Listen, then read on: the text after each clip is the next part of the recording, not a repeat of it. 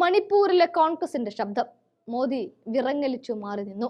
ഇതോടെ മോദി ഗ്യാരണ്ടികൾ വമ്പൻ തൂണുകളോ മരങ്ങളോ ഒക്കെ നിലം പതിക്കും പോലെ പതിച്ച് ചിഹ്ന ഭിന്നമായി മാറുകയാണ്. ഇവിടെ ലോക്സഭാ തെരഞ്ഞെടുപ്പിൽ ജയിച്ചു ഇന്ന് കോൺഗ്രസിന്റെ മണിപ്പൂരിലെ MP ഡോക്ടർ അങ്കോച്ച ബിമൽ കൊയ്ജം പറയുന്നത് മണിപ്പൂരിന്റെ ചരിത്രത്തിലെ ഏറ്റവും ക്രമാസക്തമായിരുന്ന തെരഞ്ഞെടുപ്പിൽ ജയിച്ചത് താനല്ല, മണിപ്പൂരിലെ മനുഷ്യരാണ് എന്നാണ്. BJPയുടെ ഇരട്ട എഞ്ചിൻ സർക്കാർ ഭരിച്ചിട്ടും കഴിഞ്ഞ ലോക്സഭാ തെരഞ്ഞെടുപ്പിലെ ആകെയുള്ള സീറ്റുകളിൽ കോൺഗ്രസിന്റെ പോക്കറ്റിലാക്കുകയായിരുന്നു. അതിനുള്ള ഒരേ ഒരു കാരണം രാഹുൽ എന്ന അമരക്കാരൻ കൂടിയാണ്.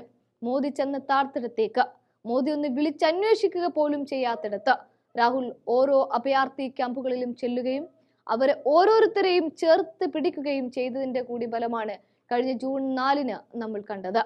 ഇവിടെ BJPയുടെ വിഭജന രാഷ്ട്രീയമാണ് അവർ തകർത്തത്. കോളനി ഭരണത്തിനെതിരെ ജാതി മത സാംസ്കാരിക ചിന്തകൾക്ക് അതീതമായിട്ട് ഓരോ ജനങ്ങളെയും ചേർത്ത് നിർത്താൻ പറ്റുന്ന ഒരു പാർട്ടി ഉണ്ടെങ്കിൽ അത് കോൺഗ്രസ് ആണ്. RSSന്റെ വിഭജന രാഷ്ട്രീയത്തെ മണിപ്പൂർ ജനത തോൽപ്പിച്ചു. ഇന്ത്യയുടെ വൈവിധ്യങ്ങളെ പൂർണ്ണാർത്ഥത്തിൽ ഉൾക്കൊള്ളാൻ കോൺഗ്രസിന് മാത്രമേ സാധിക്കൂ. അവിടെ ജാതിയുടെയോ മതത്തിന്റെയോ രൂപത്തിന്റെയോ ഭാവത്തിന്റെയോ കഴിക്കുന്ന ഭക്ഷണത്തിന്റെയോ ഒന്നും പേരില് കോൺഗ്രസ് ഒരിക്കലും വിഭജിച്ച് നിർത്തിയിട്ടില്ല. അവരിങ്ങനെ ചേർത്ത് നിർത്തുകയാണ്. അതായത് നാനാത്വത്തിൽ ഏകത്വം എന്നതിനെ കാണിച്ചു തന്നത് അത് കോൺഗ്രസ് ആണ്. അത് കോൺഗ്രസിന് മാത്രമേ സാധിക്കൂ എന്ന തിരിച്ചറിവിലാണ് കലാ സാംസ്കാരിക അക്കാദമിക പ്രവർത്തനങ്ങളിൽ ഏർപ്പെട്ടിരുന്ന താനും പാർട്ടിയിൽ ചേർന്നത് എന്നുമാണ് ഇപ്പൊ മണിപ്പൂർ കോൺഗ്രസ് MP പറയുന്നത്. ഒരു ജനതയെയും സാംസ്കാരിക വൈവിധ്യങ്ങളെയും ചരിത്രത്തിൽ നിന്ന് ഇങ്ങനെ തുടച്ചു നീക്കുന്നത് ഒരു വലിയ പ്രശ്നമാണ്.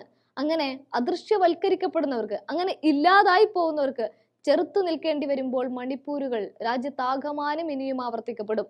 എവിടെയൊക്കെ കുത്തിപ്പൊക്കി പ്രശ്നങ്ങളും വിഭാഗീയതയും വിഭജനവും സൃഷ്ടിക്കുന്നോ അതൊക്കെ ഒരു മണിപ്പൂരിൽ മാത്രം ഒതുങ്ങുന്നതല്ല, ഇനിയും ആവർത്തിക്കപ്പെടുമെന്ന് തന്നെയാണ് അങ്കോച്ച പറയുന്നത്. അവരോട് സംവദിക്കുകയും അവരോട് അനുഭാവപൂർവ്വം നിലപാട് സ്വീകരിക്കുകയുമാണ് ഏക പരിഹാരം. യുക്രൈനിൽ വരെ പോയ പ്രധാനമന്ത്രി പക്ഷേ നിർഭാഗ്യവശാൽ മണിപ്പൂർ സന്ദർശിക്കാൻ ഇതുവരെ സമയമായില്ല.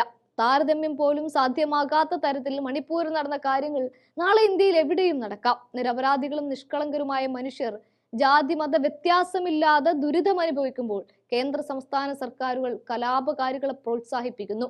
സംഘപരിവാറിന്റെ ഡബിൾ എഞ്ചിൻ സർക്കാരിന്റെ ഇരട്ട മുഖ നയങ്ങളാണ് ഇതെല്ലാം എന്നാണ് ഡോക്ടർ അങ്കോച്ച എടുത്തെടുത്തു പറയുന്നത്.